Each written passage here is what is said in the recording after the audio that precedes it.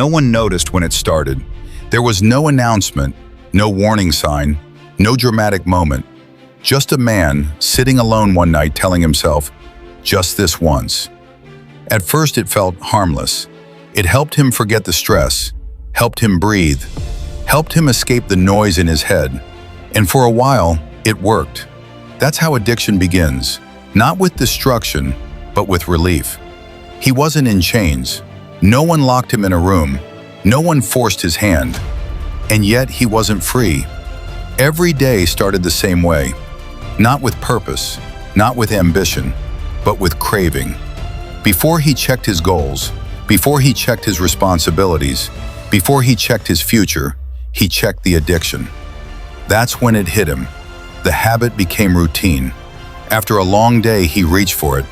When things went wrong, he reached for it. When things went right, he reached for it. It became his reward, his coping mechanism, his secret. But slowly, something changed. The relief didn't last as long. The guilt lasted longer. And the person he was becoming felt unfamiliar. He still showed up to life, but not fully present. Laughing without joy, working without purpose, living without direction. And every night before sleeping, he told himself, I'll stop tomorrow. That voice became louder. You need this. You can't handle life without it. You're already this far, why stop now? He believed it, because addiction doesn't shout, it whispers. It pretends to be your friend while quietly stealing your future. He stopped trusting himself, stopped making promises because he knew he'd break them.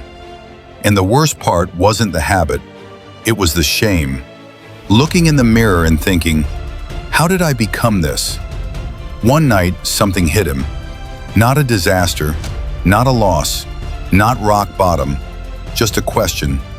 What am I avoiding? Because addiction is rarely about pleasure. It's about escape. Escape from pressure, from expectations, from disappointment, from pain he never dealt with. He realized something painful. The habit wasn't his biggest problem. It was his refusal to face life raw. And for the first time, he felt tired.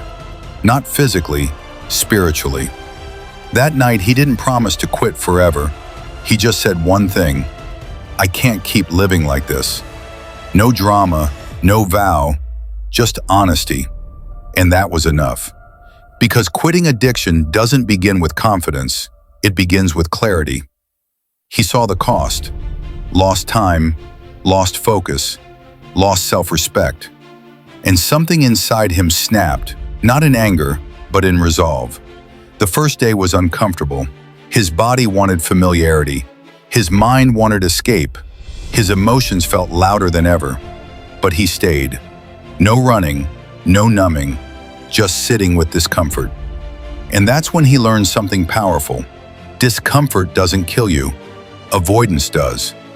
Every urge passed eventually. Every craving weakened eventually. And for the first time in a long time, he went to bed proud. Not happy, not perfect, but proud. He didn't stay perfect. One bad day, he slipped, and the shame came rushing back.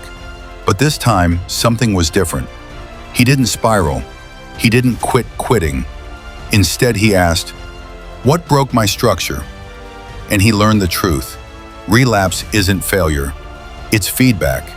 It shows you what you need to fix. He added discipline, better routines, physical movement, distance from triggers. He stopped relying on motivation and started relying on systems. Weeks passed, then months. The urges grew weaker, the confidence grew stronger. And one day, without realizing it, he forgot to think about the addiction at all. Because he wasn't fighting it anymore. He had outgrown it.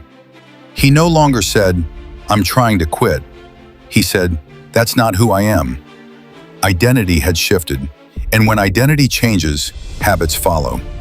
Today he still faces stress, still feels temptation, still has hard days, but he no longer runs. He faces life clear-headed, focused, present, and when he looks in the mirror now, he sees someone he trusts.